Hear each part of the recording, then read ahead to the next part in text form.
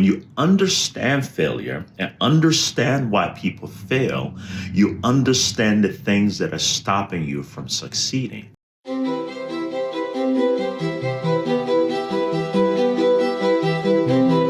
So failure is like the flip side of success. You turn failure around and you get success.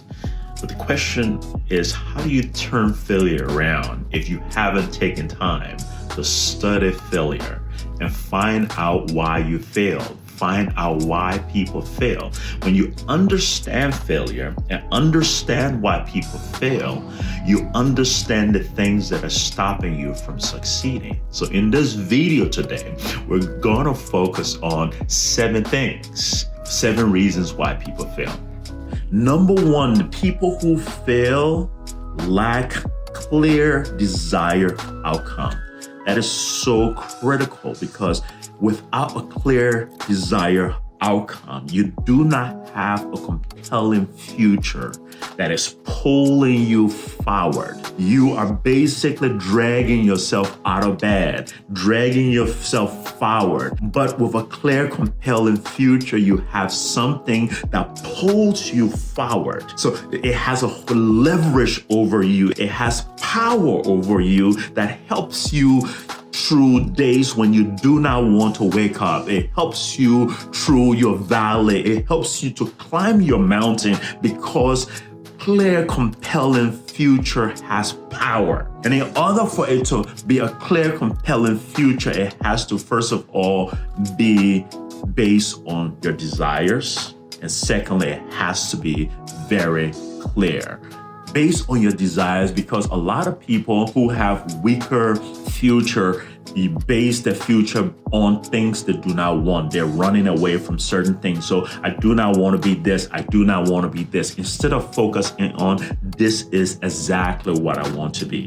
When you focus on what you do not want to be, you're living your life in a negative energy mode. But if you focus your life on what you truly want to be, then you have that positive power force up pulling you forward. But not only is it important that you write down what you want to be, but it's also very important that you make it clear. Use as much descriptive words as possible so you're very clear about what it is that you want in your future out of this relationship or out of this transaction. You're clear what it is that you want. There's a difference between somebody who wants to go to 529 North Newton Street, Chicago, Illinois, 666, whatever, right? Compared to somebody who wants to go to just fly from Europe to North America. The difference, the person who has a clear destination will get there faster, quicker, and with less time and less resources spent. It is important that you have a very clear outcome, but also your outcome has to be based on desire. I say this, it is the difference between people who just are managing from day to day without personal leadership. Managing for day to day is just, what do I do to make it through today? What do I do to make it through the week? What do I do to make it through the month? But when you add personal leadership to personal management, personal leadership asks the greater question of where do I want to be in 5 years? Where do I want to be in 10 and 25 years? And personal leadership helps you to connect that outcome of where you want to be to what you need to do today. That's the reason why a lot of people do not succeed, because they do not have personal leadership. They do not have a sense of where they want to be, a clear and compelling outcome. Where do I want to be in 5 years? Where do I want to be in 10 years? Where do I want to be in 25 years? And how do I connect that? How do I allow that destination to impact my desire, to impact my decision, to impact my actions? They lack that. And so without a clear desire outcome, you do not have a compelling force to pull you forward. So you get frustrated and you give up too quickly. It is important to have clear, compelling outcomes. People fail because they're playing life on the defensive. They're focused more on protecting themselves. They're focused more on cutting off fire, stopping things from happening that they do not want to happen, rather than determining what it is that they want and taking actions to make it happen. Their life is more an effect. The current condition is an effect of life rather than it being something that they cause, from a cause and effect perspective. Their life is conditioned more by the situation and by their circumstances rather than their life being determined by the decisions that they made. Instead of being the cause of the life that they want, their life is rather an effect of their condition and the situation around them. As a result of that, they live defensive. And when you live in the defensive, how can you score a goal? How can you make a shot? How can you win a game? You cannot win the game of life if you're always in the defensive. You're always responding to emergency. To win the game of life, you have to have clear goals. You have to wake up every morning and take actions towards those goals rather than all your actions being directed to solve problems that emerge. Third reason why people fail is because they're focused on what they cannot control. They're so preoccupied with things beyond their control that it paralyzes them from even doing the things that they can control. And as a result of that, they never do anything to be able to move their great big ideas to fruition. Focusing on what you cannot control will lead to failure faster than anything else.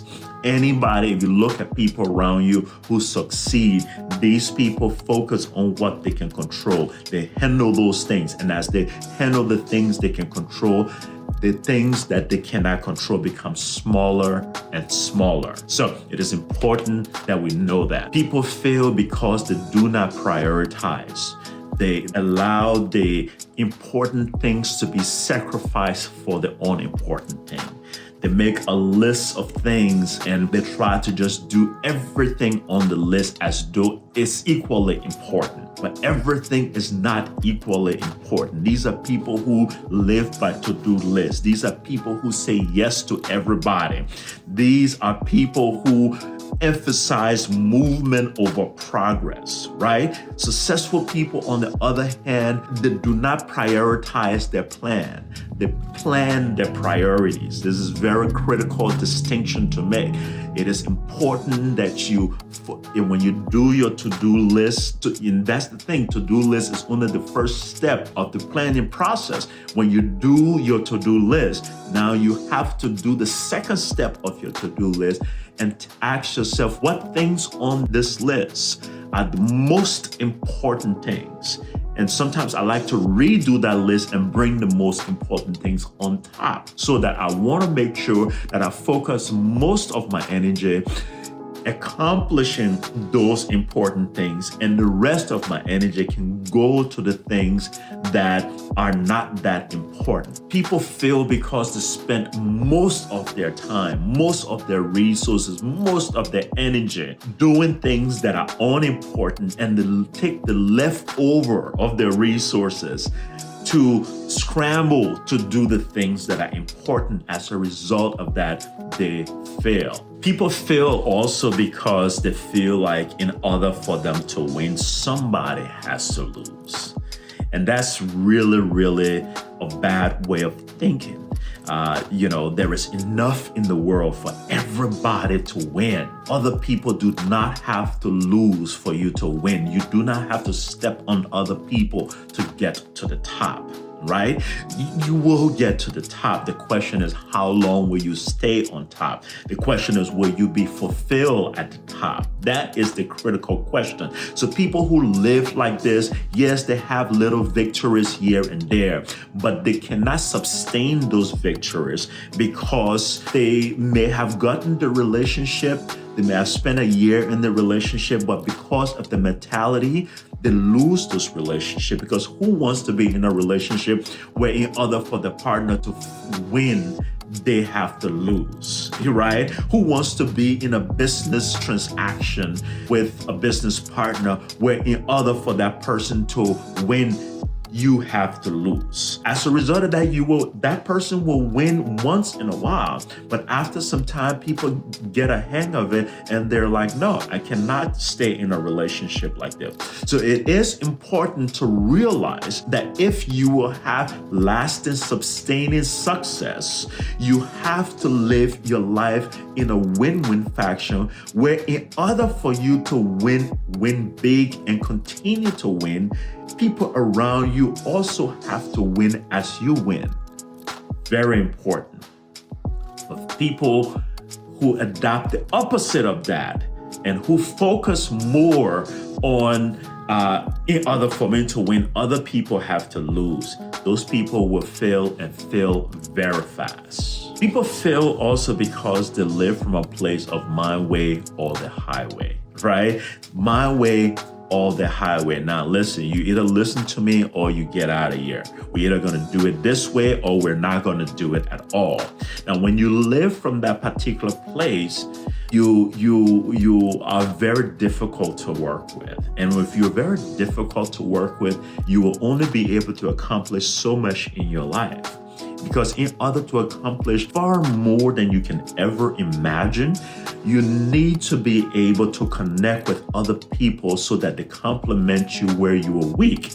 And that way you are able to go far beyond anything you could have ever imagined. Collaboration and synergy is that power that will take you further than you have ever imagined. But you cannot do so if you have that my way or the highway mentality. You have to be able to come in and understand and accommodate and adjust yourself to either the situation or the people in your partnership or in your interaction or in your relationship so that you can make space for them as well in the plan and in the approach and in the goals, in the vision that you are developing. You have to make room for other people if your vision will be big, broad, and successful. People who adapt that mind of it's my way or the highway end up not going anywhere at all because they're not able to collaborate with other people and they're not able to get very much done. So it's important that you are open. Final reason why people fail a lot is because people are not committed to continuous growth. People are not committed to continuous growth. Let me tell you one thing. The way progress and growth works, the knowledge and skill that puts your foot in the door is not the same knowledge and skill that will keep you in the house.